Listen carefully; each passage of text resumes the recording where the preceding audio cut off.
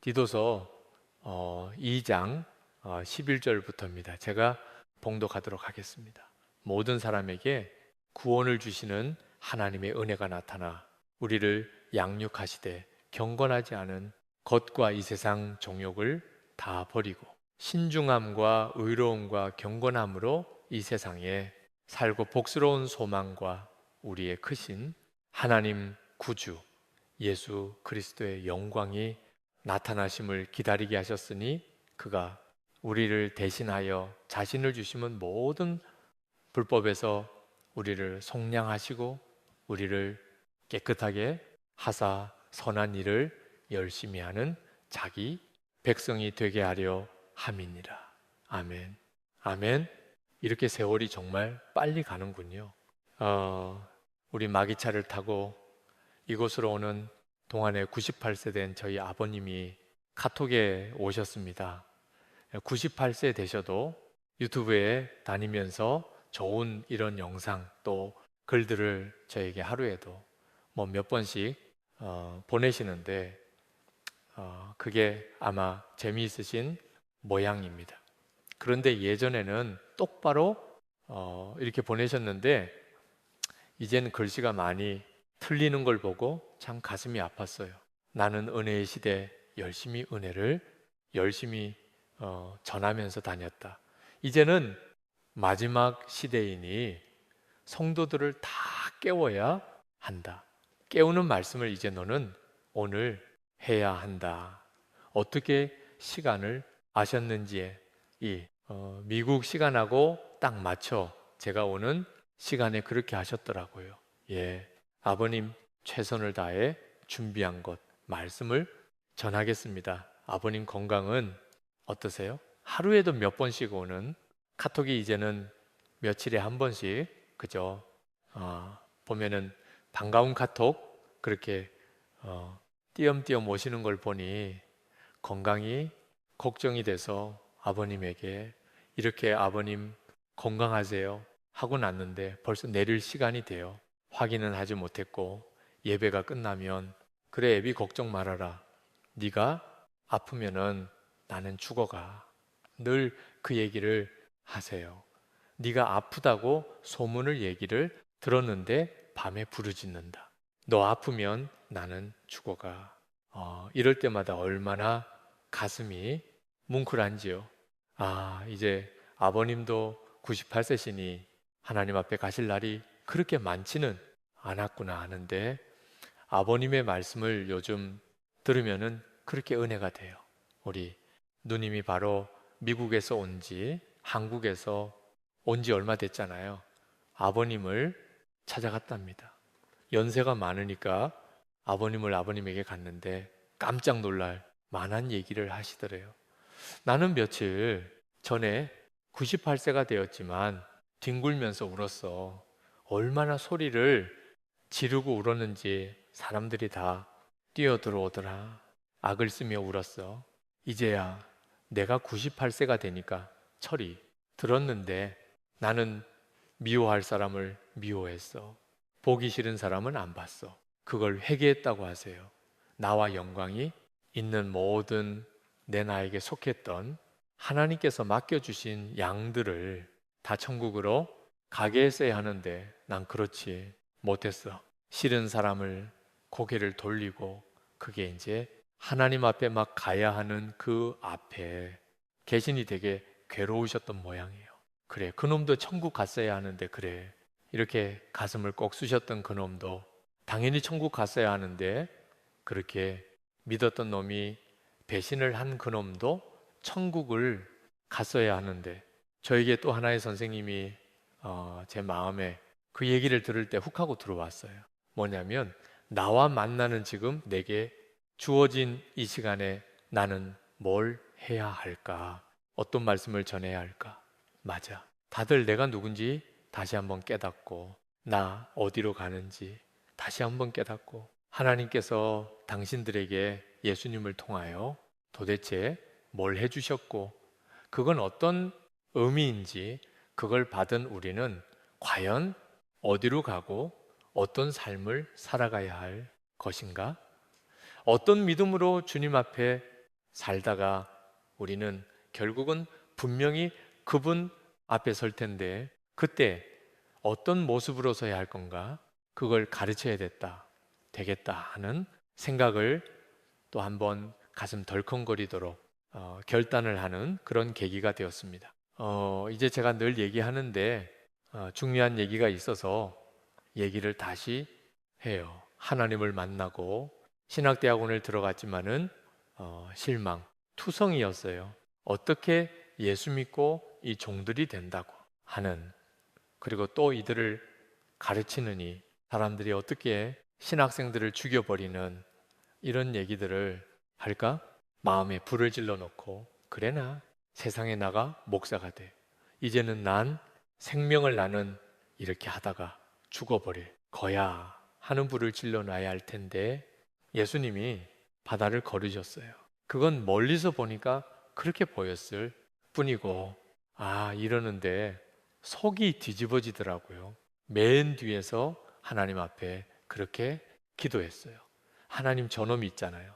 내 나를 만나 주셨는데 저놈을 꼭 만나 주셔서 저놈 저런 얘기하지 못하게 갔어요. 신학생들에게 불을 질러 놓게 하세요. 그때 생각이 나 저는 한국으로 돌아가면 신학대학마다 얼마나 설 많이 다녀야 하는지 모릅니다. 그것은 빠지지 않고 다녀요.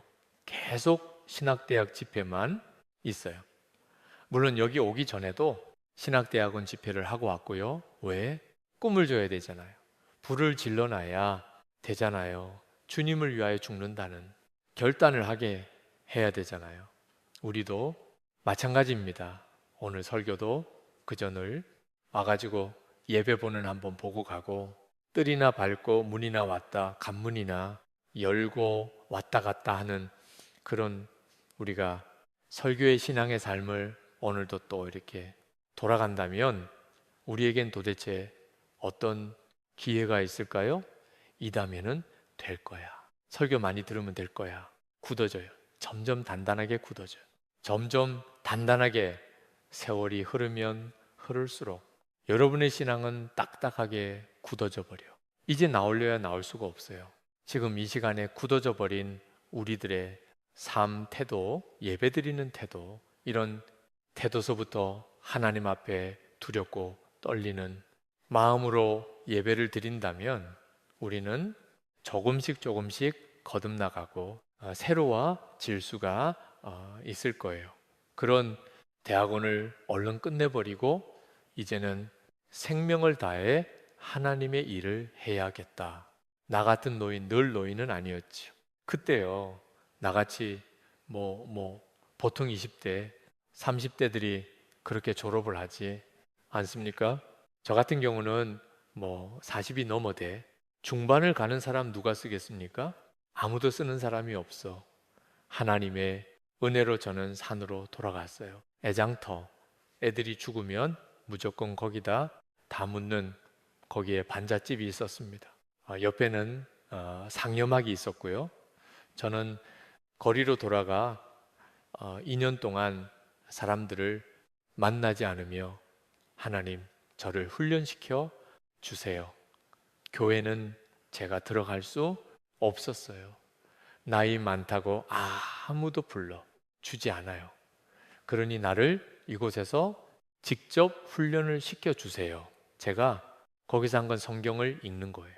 모르면 하나님 가르쳐 달라고 그렇게 끈질기게 누구에게 물어볼 수도 없잖아요. 휴대폰이 있어서 유튜브로 이거 찾는 그런 시대도 아니었잖아요. 그렇게 기도했어요. 그러면 알게 돼요. 몰랐던 것도 쭉 읽어 나가다가 보면 또 깨닫게 되고 또 알게 되고 다시 한번 읽고 그러면 벌써 한 번 읽고 두 번 읽고 세 번 읽고 10번 읽고 이러면 제그 귀한 시간 성령님으로부터 가르침을 받고 통곡을 하며 밤에 뒹굴며 올 때는 소쪽새가 그렇게 밖에서 울어요. 밤이 되면 산속이니까 소족새가 울어요. 이런 소리이지 않습니까? 그러면 얼마나 하나님 앞에 괜찮아 그러는 소리로 위로해주는 소리로 알고 그렇게 많이 울었던 생각이 납니다. 그런데 사단하고 싸우기도 하고요. 그 무슨 사당 같은데 가서 거기서 밤을 새우며 기도하기도 하고요. 그리고 또 그것뿐만이 아니라 산속 히피드라가 묘지 있는데 가서 그 앞에서 생명을 다해 기도하기도 했어요. 하나님, 저는 말이 언하다고 사람들에게 들었어요. 무슨 소리야? 아니, 말을 똑바로 해. 왜 여기 사탕원 문고 같이 얘기를 해? 하나님 여기서 다 고쳐가지고 훈련시켜서 내보내주세요. 그리고는 돌아와서는 또 성경을 읽고요. 읽고 또 읽고 하는데 하나가 깨달아지더라고요. 이것들이 다 정리가 되는 어느 그 순간에 좋아서 얼마나 행복했는지 몰라요. 그때쯤에 여호와의 증인들이 둘이 항상 저를 찾아와요. 그래서 하나님의 말씀을 저거 얘기를 하는데 아유 선생님은 말 주변이 너무 좋으세요. 자기네들이 안 되니까 그 다음 사람을 또 데려와요. 그러다 마지막에 교장 선생님까지 데려왔어요. 그 사람이 그 일대에서는 최고로 성경의 권위자인 모양이에요. 그런데 어쩌면 저 같은 바보에게 그분들의 고개를 흔들고요. 딱 몰고 가면은 거기서 나와야 할 텐데 마지막에 몰려도 그분들은 여전히 여호와의 증인으로 남아 있더라고요. 그러면 성경을 읽고 또 읽고 또 읽고 하는 가운데 가장 하나님께서 주신 큰 깨달음을 하나로 얻게 되었는데 그게 뭐냐 하면은 사랑하라 하나님을 마음을 다하고 목숨을 다하고 힘을 다하고 뜻을 다해 하나님 사랑하고 내 이웃 사랑하라. 그러니까 그때 확 깨달은 것이 무엇이냐면 아무것도 필요 없구나.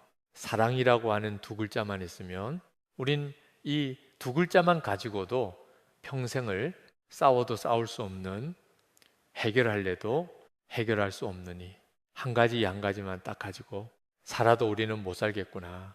하나님 다른 건 다 잃어버리게 해주시고 다른 지식들 다 없애버려 주시고 내 마음에 사랑 하나만 갖고 살아가게 해주세요. 그것을 결코 그냥 눈 감고 그냥 지나치는 법은 내 일생에 한 번도 없게 해주세요. 그런 결심을 했어요. 사랑, 하나님께서 우리를 사랑하셔서 예수님을 주시고 우리는 모든 죄에서 풀려나게 됐잖아요. 사랑하나, 그래, 자격이 없는 자, 이렇게 더럽기가 짝이 없는 자. 우리 부모님이 내 더러운 속에 있는 죄를 다 보셨다면 너는 내 아들이 아니야. 너는 나가버려. 너 다시는 안 만날 거야. 아마 이런 얘기하실 저 같은 더러운 죄인을 기다렸다 말씀에 주시는데 얼마나 통곡하고 울었는지 몰라요. 그래, 사랑 가지고 나는 생명을 다해 이 길을 걸어갈 거야 하는데요. 그게 되겠습니까? 길거리에 있는 아이들을 불러 얘네들에게 사랑이 뭔지를 가르쳐 주고 그래, 내 삶으로 가르쳐 줘야겠다. 간증 못할 이야기들 사람들에게 얘기해서 더럽혀진 자랑이 아니라 주님과 처음으로 풀어보는 그 얘기들은 많이 남겨놔야지. 하나님과 나와의 사연은 누구보다도 많은 사연을 남겨 놓아야지. 그래. 저는 간증하는 것들이 한 20% 되려나요? 김성준 목사나 뭐 얘네들하고 같이 집회 가면 목사님 이거 하세요. 여기 뒤집어져요. 그거 하면요. 그게 뭐 자랑인가요? 그런 것들이요. 그렇게 사랑하며 살아게 살아가야겠다고 하는데 왜 그렇게 안 되는지요? 나를 때린 놈들. 또 주님 만나기 전에 있었던 세상에 있었던 그 일들 자다가 말고 벌떡 일어나 사랑하며 살겠다고 했는데 이런 죽일 놈들이 어디 있나? 저것들은 지옥을 가야 해 하는 마음으로 분한 마음으로 어쩔 줄 몰라 제가 왔다 갔다 하고 앉아 있는 거예요. 얼마나 속상했겠습니까? 저도 넘어지고 애들도 넘어지고요. 그런 세월이 얼마나 많았는지 이런 죄가 싫었어요. 하나님은 내게 어떻게 하셨는데 이런 제가 싫어 교회는 작습니다마는 기어다니면서 짐승같이 울었어요. 다니면 눈물이 쭉 다 넣어 있는 거예요. 거길 기어다니면서 나는 걔보다도 못해.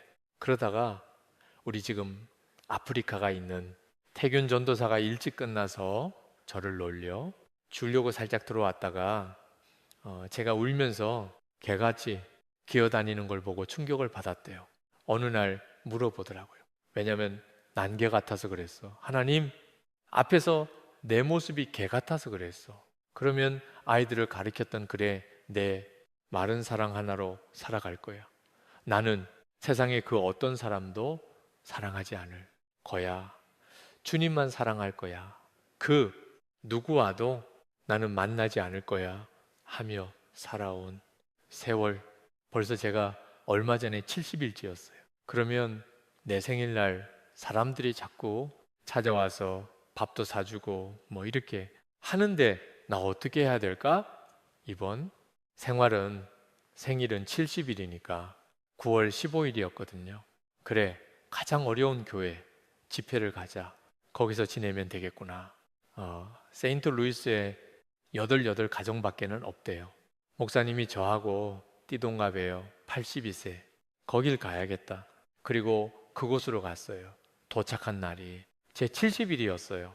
하나님 기뻐하시면 되지. 그날 하나님을 가장 기쁘게 드리면 되지. 내가 기뻐서 되겠나요? 왜? 용서받은 죄인인데요. 그래서 거기 갔더니 첫날 식사가 어느 성도님 내리자마자 어느 성도님 내가 가지고 식탁을 받았는데 말도 안 돼요. 화려하게 꾸민 건 아니에요. 아무것 그렇지 않아요. 그런데 어쩌면 제가 좋아하는 나물들, 어쩌면 야채들 이런 걸로 다 해 놨을까? 아니, 이거 말도 안 돼. 그래서 제가 물어봤어요. 어떻게 이렇게 된장찌개에 내가 좋아하는 것만 여기 있느냐? 했더니 누님한테 전화를 했대요. 뭘 좋아하는지. 저는 감격을 했거든요. 그러면서 그러더래요. 누님이 절대 지금 생일인데 절대 케이크 갖다 놓으면 큰일 난다. 선물 같은 거 하지 말아라. 안갑대고 뭐고 어디 도망 다닌다. 항상 저는 집에서도 밖에 나가서 차에서 우리 집 불 다 꺼지기까지 내 생일날이 제일 고생해요. 다 잔담에 들어오려고요. 다 불이 꺼지면은 조용하게 내 방 들어와 불도 안 켜고 같은다 치고요. 그리고 조용히 잤어요. 그런 날들이 아마 대부분이었을 거예요. 왜 그러냐면 그 하나님만 영광 받으셔야지 제가 뭔 박수를 받고 그러겠습니까? 그런 생각을 해요. 오늘 본문으로 빨리 들어가야 되겠군요. 또 가면서 사랑이라고 하는 단어와 쭉 연관이 되는 오늘 그 설교를 하려고 합니다. 사도 바울은 그레데 섬이라고 하는 섬에 디도라고 하는 정말 신앙의 아들이 있었어요. 이 신앙의 아들을 우리 아버지 같이 설교 들어가는 아들에게 뭐를 얘기를 해줘야 될까를 꼭 해주고 싶어서 디도서를 쓰게 됐습니다. 너 목회 잘해야 돼. 목회는 바로 이런 거야. 그리고 설교할 때 뭐가 제일 중요한 줄로 아니? 제일 중요한 부분을 너는 이것을 늘 놓쳐서는 안 돼 하느라고 오늘 본문을 이제 쓰게 된 거예요. 디도서를 쓰게 된 겁니다. 이 내용은 무엇이냐 하면 어떤 신앙의 기초를 갖고 있느냐 하면 우리들의 믿음이라는 게 무엇인 줄 아느냐? 진정한 신앙은 하나님의 전적인 은혜에 기초를 두고 있는 거다. 자격 없는 우리 같은 그런 이 세상에 우리 같은 자들을 하나님의 무조건적인 사랑, 베풀어지는 하나님의 일방적인 확 베풀어 주시는 그 사랑으로 우리는 살아나게 된 자다. 이거를 얘기하고 싶은 거예요. 에베소서에도 보면은 사도 바울은 이런 얘기들을 많이 하고 있습니다. 하나님의 전적인 은혜라고 하는 거예요. 에베소서 2장 8절에서부터 제가 한번 읽어 볼게요. 너희는 잘 생각을 하면서 여러분들 들으세요. 딴 생각하지 마시고요. 여기 예배드리러 왔잖아요. 한 구절을 여러분 마음속에 확 집어 넣어 보세요. 가장 중요한 구절을 지금 읽어 드릴 테니까 너희는 그 은혜에 의하여 믿음으로 말미암아 구원을 받았나니, 이거 무슨 말인지 알죠? 예수님께서 이 땅에 오셔서 십자가에 달려 모진 고난을 다 당하셨어요. 우린 그 10분이만 당해도 죽을 거예요. 못 견딜 거예요. 믿음으로 그걸 믿는 자들, 정말 마음에 믿는 자들, 그 자들이 예수님 앞에 나와 내가 죄인인 것을 알고 내 죄를 깨끗게 하여 주실 분은 예수님 한 분밖에 없다고 하는 것, 천국 가는 방법은 바로 이거 하나밖에 없다고 하는 것을, 그것을 믿음으로 말미암아 구원을 받았나니, 이것은 너희에게 난 것이 아니요 하나님의 선물이라. 아멘. 행위에서 난 것이 아니니 이는 누구든지 자랑치 못하게 할 것이니라. 사도 바울은 이렇게 하나님의 은혜를 계속 이제 말씀을 하어요. 저는 주님을 만나고 그런 생각을 했습니다. 절대로 내가 가짜는 되지 않겠다. 신앙의 가짜는 내가 안 되겠다. 왜냐면 하나님, 저 어렸을 때 상처받고 예수 안 믿었잖아요. 그 많은 사람들, 교인들이 굉장히 많았어요.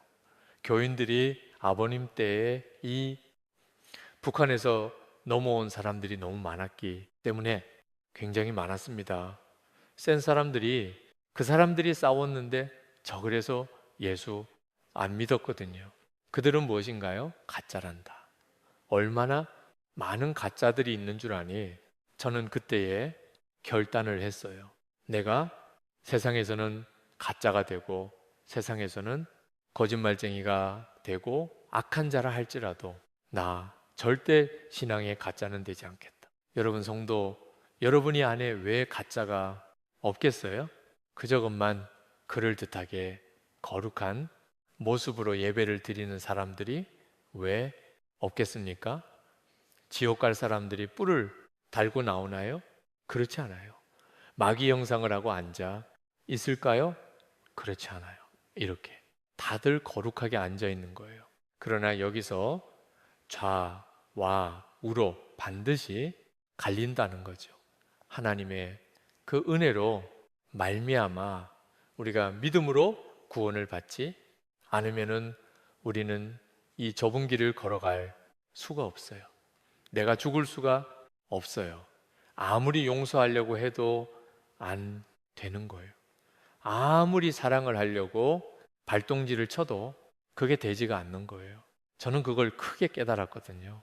나가 악한 자, 온갖 더러운 죄를 다 저지른 자, 예수님을 믿는다고 하면 고개부터 돌리고 손가락질부터 했던 나 목사의 아들이지만은, 대대로 예수 믿는 집안의 아들이지만은 장손이 나는 떠났어요. 왜 교회 싸움하는 걸 보고요. 그리고 주님을 만나던 그날 머리를 지적하며 울었던 기억이 나요. 왜 나를 기다리셨어요? 늘 하잖아요. 이건 저에게 사도 바울이 말을 타고 다마스커스를 가다 예수님을 만난 것 같지, 저에게는 잊을 수 없는 평생의 간증거리예요. 가장 중요한 시의 간증거리예요. 왜 나 같은 자를 기다리셨어요? 앞을 봐라. 고개를 들었을 때, 십자가가 보일 때 한없이 울었어요. 주님은 나 때문에 오셨구나. 다른 사람이 아니라 날 살리려고 오셨구나. 그리고 울었던 기억이 있습니다. 그리고 한없이 우는데 저를 무너뜨리는 성경 구절을 지금도 가장 좋아하는 성경 구절이 제 안에 들렸어요. 하나님이 세상을 이처럼 사랑하사 독생 자를 주셨으니 이는 저를 믿는 자마다 멸망치 않고 영생을 얻게 하려 함이니라. 이럴 때 전 죽어버렸어요. 거기서 저는 완전히 죽어버렸어요.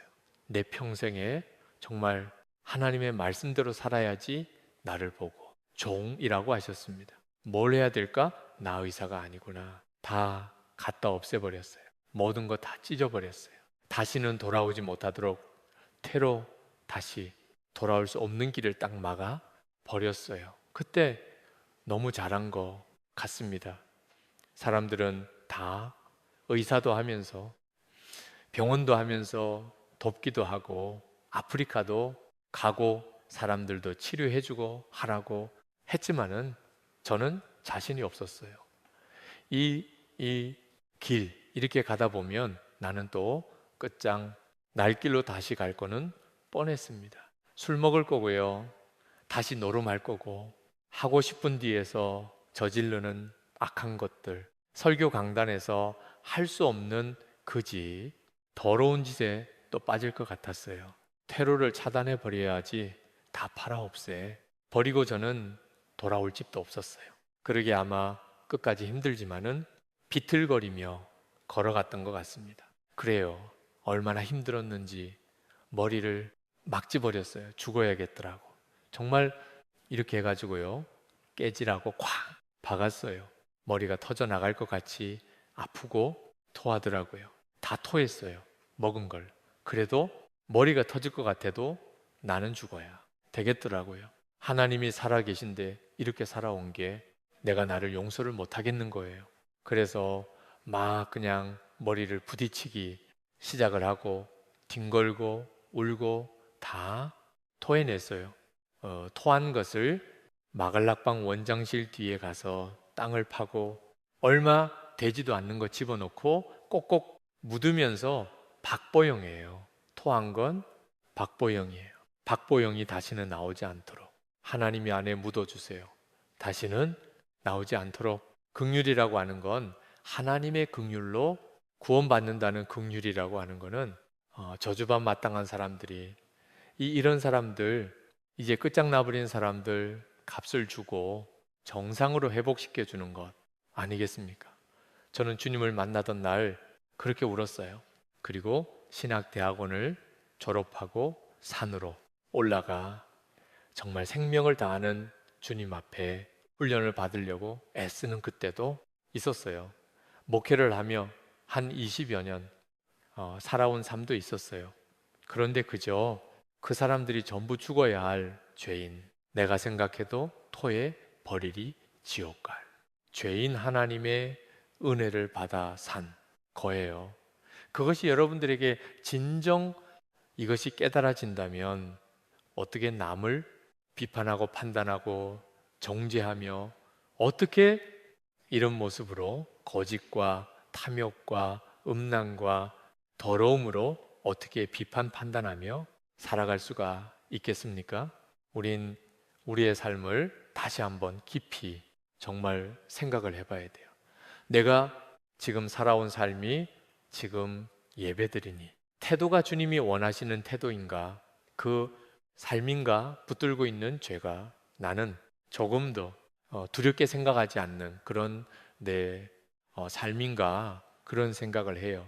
그렇다고 하면 내가 구원받은 자녀라고 하면 구원받지 못했으면 다시 십자가 밑으로 가세요. 주님은 날 위하여 십자가에 달려 모진 고난을 다 당하셨습니다. 나 좀 구원해 주세요. 예수님의 긍휼을 따라 나를 그 빗방울이 떨어져 내 더러운 죄들을 다시는 짓지 않도록 나를 씻어 주세요. 그리고 씻었나? 안 씻었나? 알 필요도 없습니다. 나는 구원받은 믿음의 자녀임을 믿으면 여러분은 분명히 구원받고 깨끗하게 씻어진 자녀예요. 난 이거 잘 안 돼. 뭐 이러다가 뭐 또 죄 짓는 거 아니야. 그럼 여러분 아닌 거예요. 중요한 게 있습니다. 이제 그 다음부터 믿고 나와 싸우는 거예요. 나를 십자가에 못 박는다는 게 뭔 줄 압니까? 예수. 믿는 건 내가 죽는 거야. 죽는 게 뭔 줄 알아요? 십자가에 못 박는 게 죽는 것. 그럼 뭘 못 박아야 돼요? 네, 더러운 삶들. 하나님이 하지 말라고 한 걸 한 것들. 그걸 다 못 박는 거예요. 하나님이 하라고 하신 것을 하지 않았더니 모든 사람들 다 십자가에 못 박는 거예요. 그걸 회개라고 해요. 하나님이 보시기에 너 회개했다. 사람. 보기에 말고요. 저 사람 달라졌어. 저 사람 착해졌어. 그런 얘기가 아니에요. 십자가를 만난다는 것은 싸우는 거죠. 죽어라고 싸우는 거죠. 잘은 안 되지만 넘어지면은 또 일어나는 거예요. 이 넘어지면 또 일어나는 그 모습을 하나님 보시기에 얼마나 아름답겠어요. 용서하지 못할 그런 사람들이 얼마나 많겠습니까? 제 안에 제가 열심히 노력을 하고 넘어진 걸 알고 부들부들 떨며 또 일어나는 걸 보면요. 여기가 다 용서가 돼요. 그걸 붙들고 그저 있으면서 열심히 그냥 핑계만 대고 그냥 막 아니라고 하고 하는 걸 보면 가슴이 아프고 용서가 잘 안 돼요. 이렇게 했다. 나는 그거보다 더 나쁜 놈이다. 이러면요. 다 씻듯이 용서가 돼요. 나를 때려 퉁퉁 부은 적도 있어요. 이게 교도소 갔을 때 따라 찾아갔는데 제 얼굴을 보더니 키가 막힌 모양이에요. 아직도 누릇하고 부어 있으니까요. 그렇게 울더라고요. 가해를 부모들도 안 찾아가요. 제가 찾아갔더니 이분밖에 시간을 안 줘. 빨리 와. 이제 1분 남았어. 여기에 기회 돼. 기회 봐. 하나님이 아이를 고쳐주세요. 하나님이 아이 마음에 편안하게 해 주세요. 저는 괜찮아요. 그랬을 때 이 아이가 거기서 거듭나더라고. 저는 그 아이가 정말 하나님께서 귀하게 여기는 그 아이가 될 줄은 상상도 못했어요. 다시는 안 하는 것. 그러나 인간이기 때문에 또 넘어지잖아요. 주님 고난의 손 붙들고 또 일어나 또 걸어가는 것. 그게 아름다운 성도들의 생애 아니겠습니까? 그래요. 그러면 우리가 이 땅에서 믿음으로 이제 나는 그걸 믿어 이제 이 길을 걸어갈 거야 하면 뭘 해야 될까요? 가장 중요한 말씀이 있어요. 14절이요. 그가 우리를 대신하여 자신을 주심은 모든 불법에서 우리를 속량하시고 우리를 깨끗하게 하사. 자, 이제 여기까지 나와요. 우리가 중요한 문제가 있어요. 그래 하나님께서 우리를 깨끗하게 하시고 모든 죄를 다 돈을 주고 값을 주고 다 사셨구나. 이제 우리를 깨끗하게 하셨구나.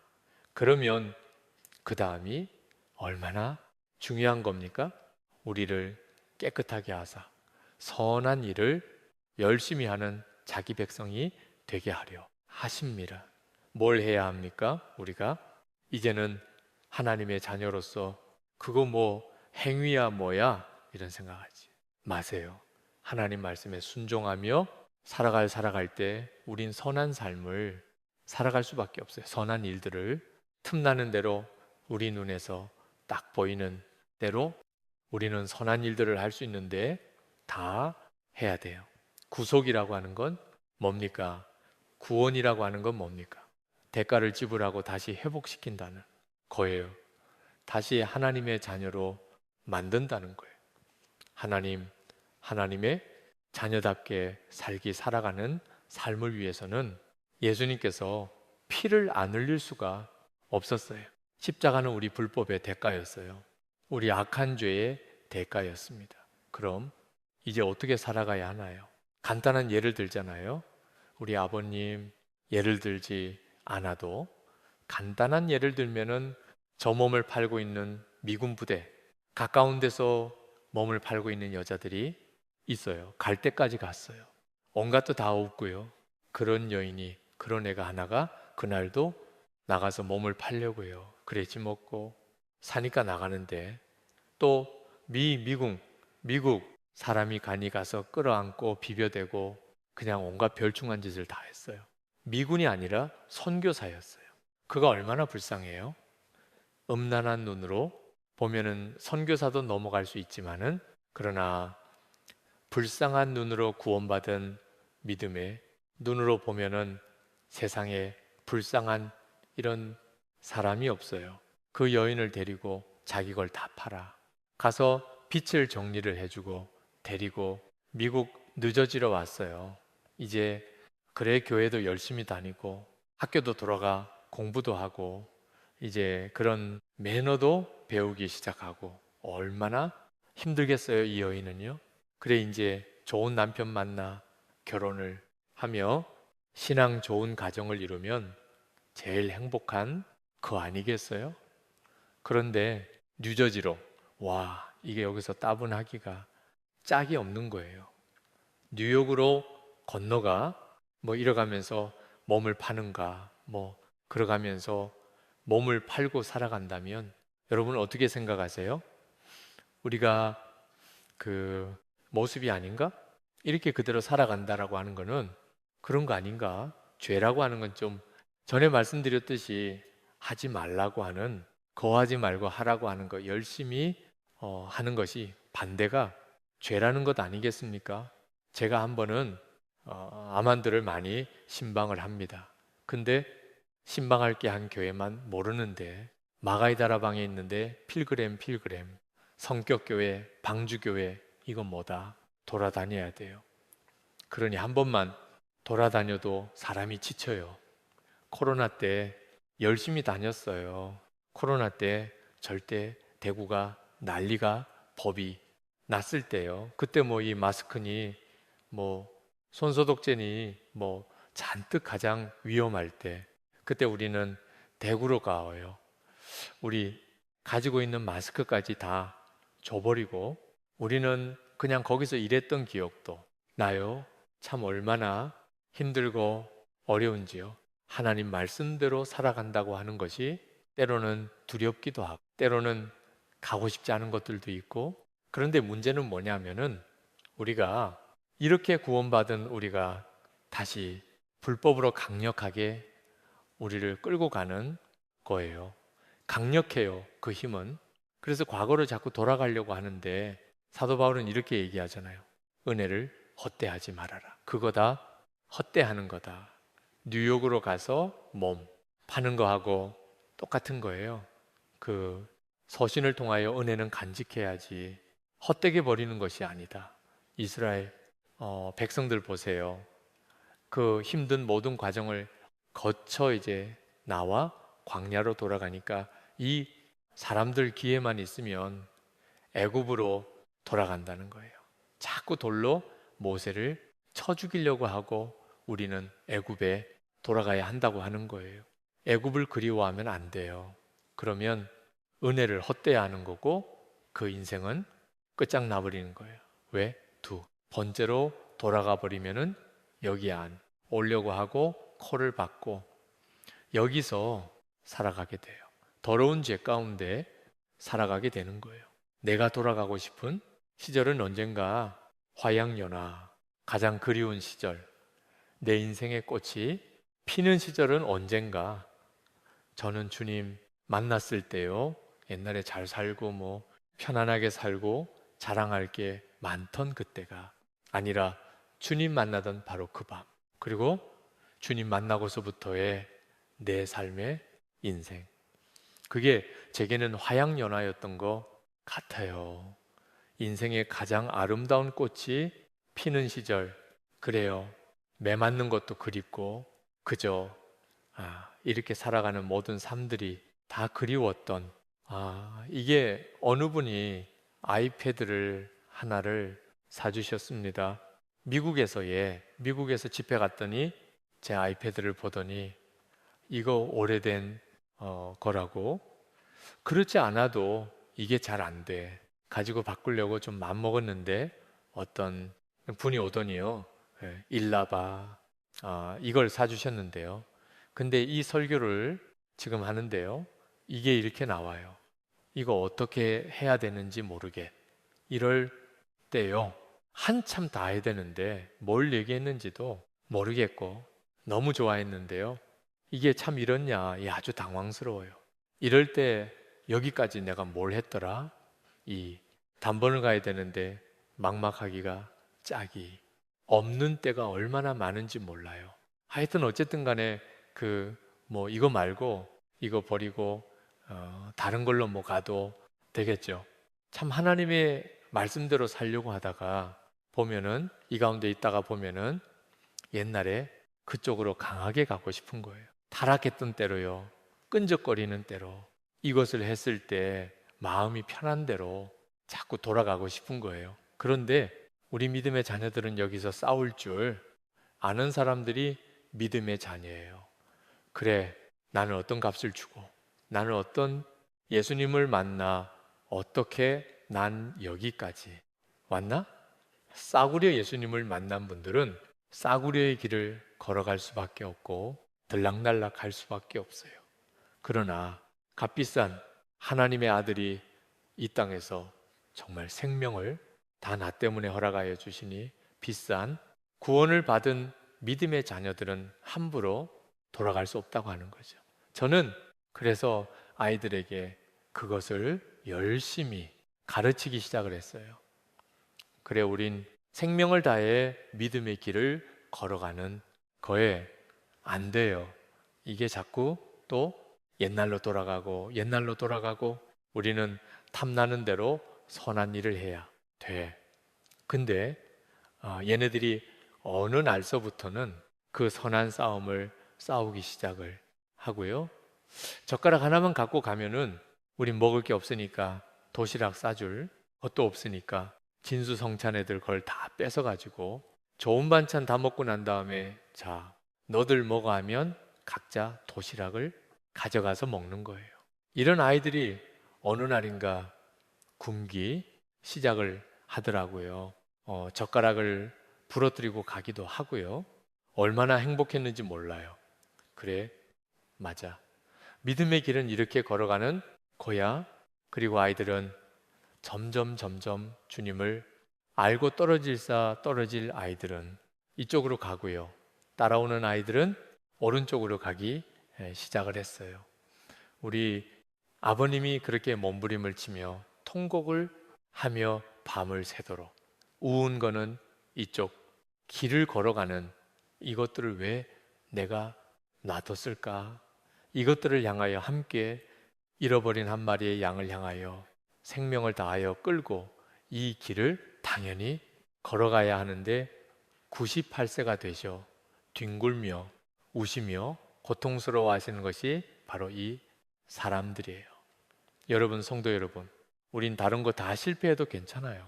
모욕을 당하고 능멸을 당하고 가지고 있던 것들 다 없으면 어떻습니까? 가장 중요한 것은 이 길 걸어가면 안 돼요. 자존심이 상하건 무하건 간에 어떻게든 우리는 주님의 길을 향하여 걸어가는 믿음의 자녀들이 돼야 하는 거예요. 마침 잘 됐네요. 이거를 뭘 좀 어쩌면 이놈은 이렇게 글을 잘 쓸까 아주 은혜를 받았어요. 이 글의 이놈도 못되기가 짝이 없는 놈이었어요. 참 제 마음을 참 아프게 했어요. 내가 어려서부터 데리고 살더니 깡패 쪽에 무몸을 담더라고요. 아주 유명한 깡패가 하는 식당이 있었어요. 그 깡패의 물을 받고 그 다음 이 인자가 되려면 잔인해야 하고 이 깡패가 하는 모든 일들에 최선을 다하여 충성을 해야 돼요. 얘는 오토바이를 타고 다니며 음식도 배달하고요. 허기가 짝이 없는 일들을 했어요. 저는 깡패로 들어갔다고 하는 얘기만 들었죠. 그러던 어느 날이었어요. 강대영 목사라고 있는데 강대영 목사의 교회에서 절 보고 뿡 집회를 해달래요. 나는 가난하기가 짝이 없는 목사, 다 실패한 목사 해도 모든 아이들이고 뭐고 뭐 다 옛날로 돌아가 버려 텅 빈 교회를 지키고 있는 이런 별 볼 일 없는 목사에게 강대영 목사가 자기네 교회에 와가지고 집회를 해 달래요. 집회를 하러 가는데 2층이었습니다. 이제 2차 이렇게 2층으로 올라가려고 하는데 오토바이를 누가 붕하고 오토바이를 하고 보는데 얘하고 저하고 눈이 마주쳤어요. 너무 충격이었어요.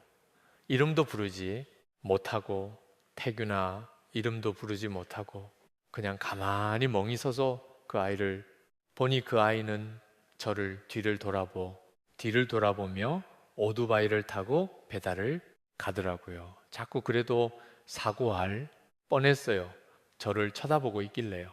마음이 얼마나 무너졌는지 늘 그렇게 싸움을 많이 했어요. 이 아이가 저에게 카톡을 보내왔어요.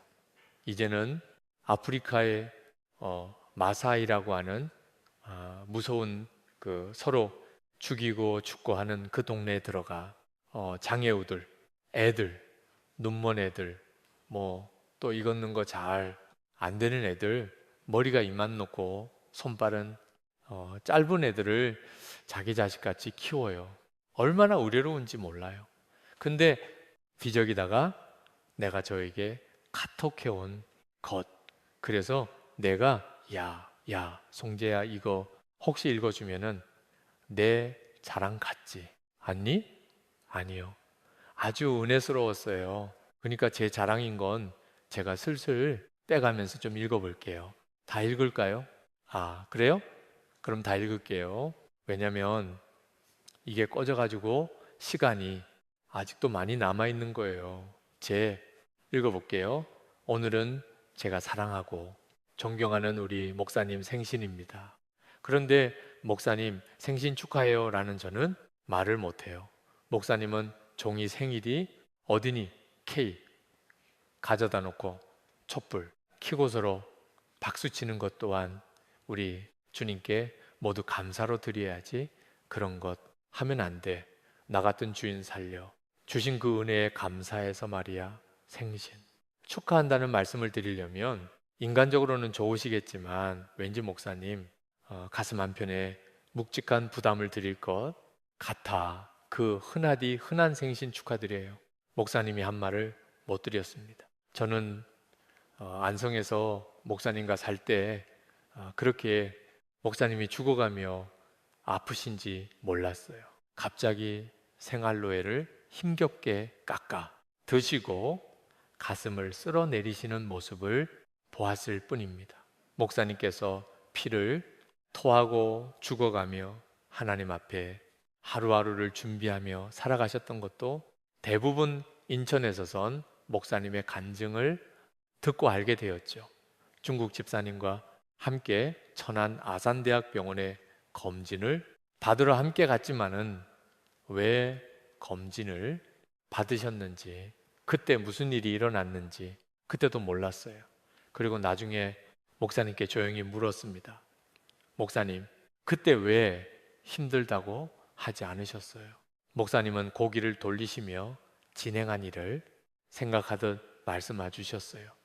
그때 내가 무너지면 너희 모두 다 무너지지 않겠니?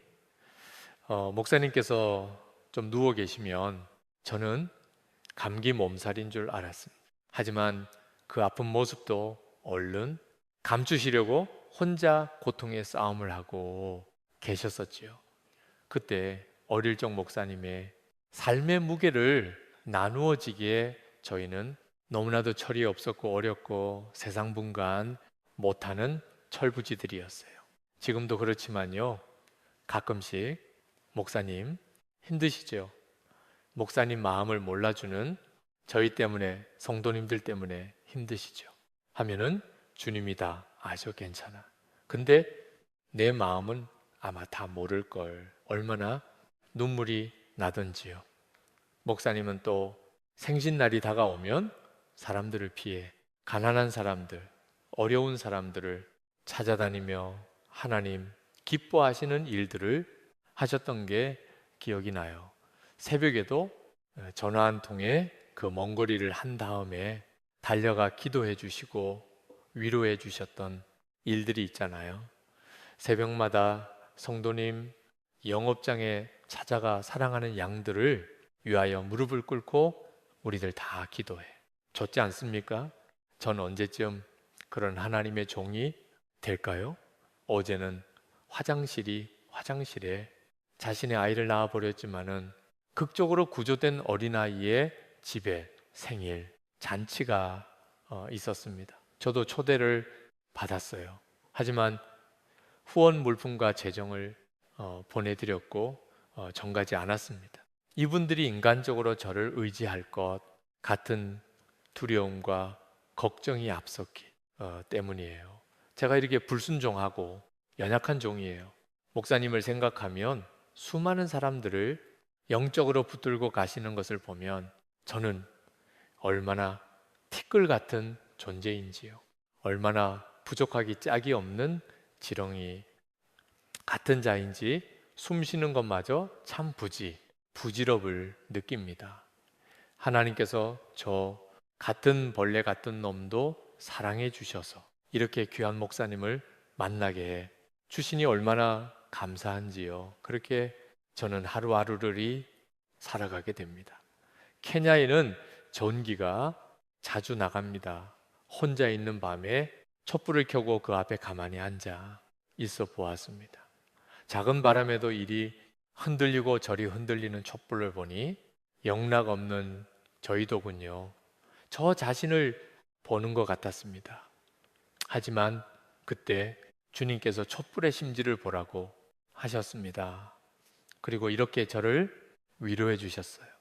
대규나 촛불은 흔들리지만 심지는 흔들리지 않는단다. 비록 내 상황이 흔들리는 촛불처럼 위태할지라도 내 마음의 심지를 나를 사랑하는 마음으로 삶을 곱게 하면 너 또한 어둠을 밝히는 귀한 내 도구가 되지 않겠니? 그날 밤 그렇게 눈물과 감사의 밤을 보냈습니다. 거센 태풍이 불어닥칠 때 그렇게 큰 거목도 쓰러지고 차들도 이리저리 뒹굴며 날아가 버립니다. 하지만 낯낮은 땅에 있는 잡초들은 뿌리째 뽑히지 않습니다. 그만큼 연하고 부드럽기 때문에 거센 태풍이 이리저리 때리고 휘감아도 그저 흔들리고 말기 때문입니다.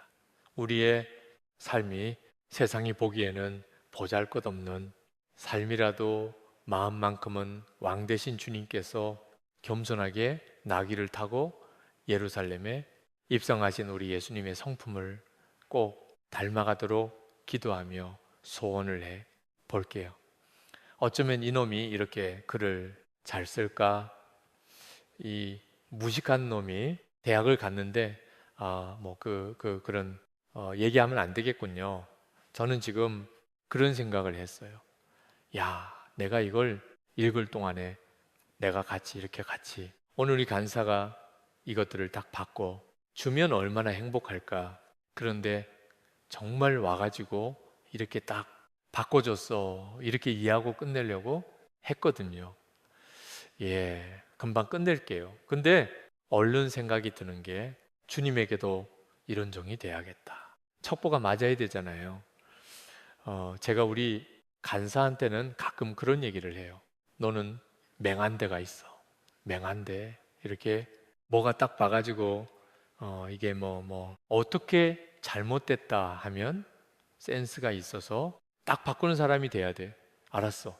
예, 오늘 보니까 아주 100점이네. 어쩌면 세상에 이렇게 저하고 착착 잘 맞는지요. 주님, 얘가 할 때 읽고요. 목사가 되면은 보고 읽고 하면서도 여기서는 딴 생각을 해요. 주님, 저도 주님을 이렇게 맞춰드리는 그런 종이 되게 해주세요. 근데 여러분 걱정하지 마세요. 그렇게 그럼 아직도 또 긴 거 아니야? 곧 끝내드릴게. 5분에 얼른 정리하고 끝내드릴게요. 이게 사람이 변화돼야 돼요. 그렇게 열심히 신방을 가는데 어느 집에 신방을 가게 됐어요? 환우에. 근데 목만 있어. 목만. 요것만 살았어. 요거 움직이지도 못해요. 눈 돌리고 생각하는 것만 해요. 여기서부터 다 마비예요. 아무것도 못하는 분이에요. 그분 내 집에 갔더니 너무 조그만 집안인 거예요. 작은 집안이에요. 이 사람은 눈만 돌릴 수 있어요. 여기에 교양도 생기고 하여튼 최악의 상황이었습니다. 근데 깜짝 놀란 게 뭘 보고 눈을 이렇게 돌리는 거예요.